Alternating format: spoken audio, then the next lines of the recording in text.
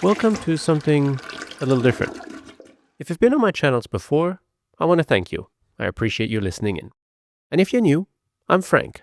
I run Colitis Unfiltered, and for the past year, I've been sitting down with people living with IBD and letting them tell their stories. Crohn's, ulcerative colitis, ostomies, surgery, misdiagnosis, young adulthood, motherhood, all of it. No sugarcoating, just the actual reality of living in a body that's constantly at war with itself. And it's been incredible, emotional, inspiring. But there's been this itch I haven't scratched yet. Until now. Because there are things happening in the world of IBD every single week. New research, news that actually matters to us. Things your gastroenterologist might not bring up for a while. And I want to talk about them. Not in a clinical way. Not really in a journalistic way either. Just the way to explain it to a friend who has the same disease you do. So this is that. Short, just me, around 10 minutes, talking shit about IBD. This is From the Bathroom Floor. Okay, so a couple of weeks ago, something happened at a medical conference in Chicago called Digestive Disease Week, which, by the way, is a real thing that exists. An entire week dedicated to digestion, attended by thousands of doctors. Doctors who learn, teach, and mingle. From the sound of it, it's pretty awesome. But the news that came out of it? Actually pretty significant. Researchers presented results from 2 clinical trials, one in Crohn's and one in ulcerative colitis, testing a combination therapy. 2 drugs that already exist, already approved, already on the market, but being used together in a way that hasn't been formally studied before. This combination is golimumab, also known as Simponi, and guselkumab, also known as Tremfya. They target different proteins that drive inflammation. So the idea is you're blocking the fire from 2 directions at once instead of one. And the results were pretty good. Better than either drug alone, especially for people who have already been through the medication carousel and are running out of options. Now, I want to be careful here because I'm not a doctor. Far from it. I'm just an IBD patient and a passionate advocate. So this is not medical advice, and your GI knows your situation better than I do. But here's why I think this matters to us, and not just to the researchers. You see, up to 30 or 40% of people with IBD don't respond adequately to a biologic. And then what? You try the next one. And the one after that. And then that one tends to work a little less well than the one before it. That's called diminishing returns, and it's one of the most demoralizing things about living with this disease. The longer you've been sick, the fewer tools left in the toolbox. What these trials are suggesting is that combining 2 mechanisms might be able to break that cycle.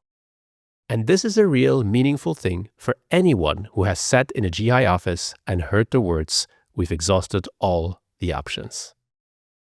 It's not a cure, but it's a promising direction. And promising matters. Progress matters. And I think those of us living with this disease deserve to know when the research is actually moving.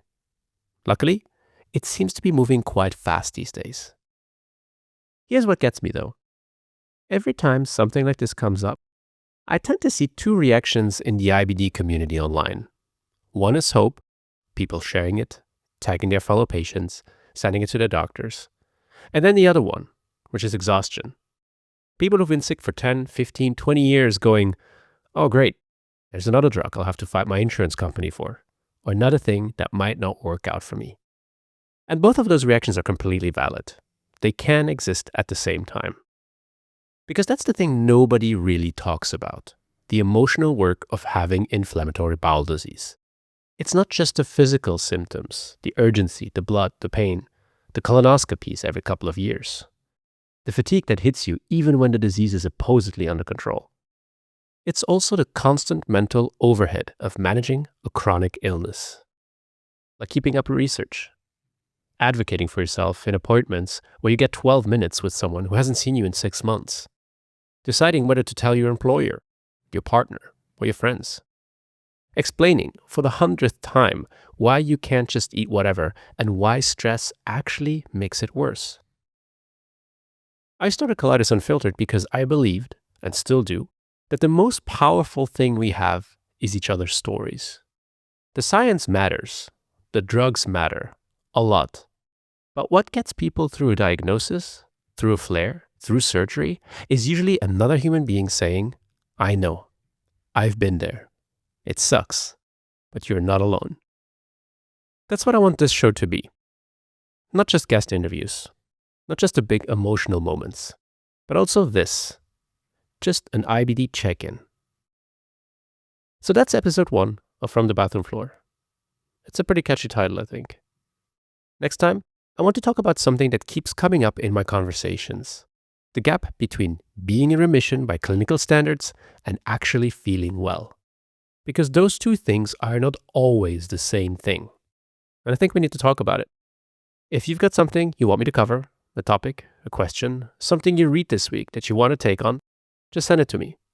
You can find me at collidesunfiltered.com and everywhere on social media at collidesunfiltered.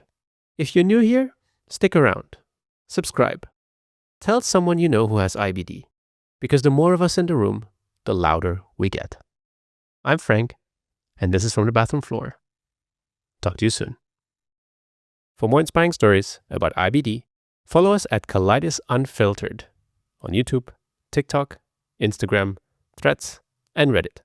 And listen to our other podcast, Collides Unfiltered, on Apple Podcasts, Spotify, and YouTube.